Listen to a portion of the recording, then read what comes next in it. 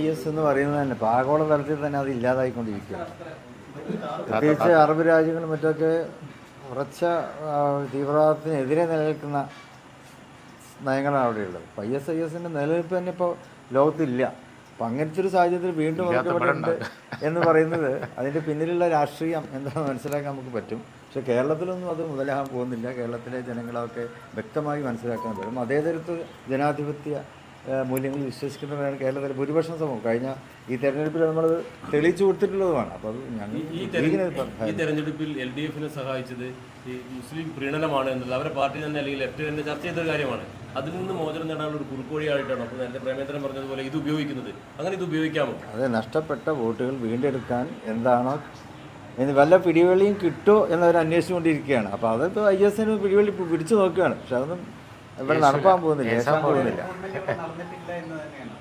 തീർച്ചയായിട്ടും ഒരു കണക്കുകളുടെ അടിസ്ഥാനത്തിൽ ആർക്കും തെളിയിക്കാൻ പറ്റിയിട്ടില്ല.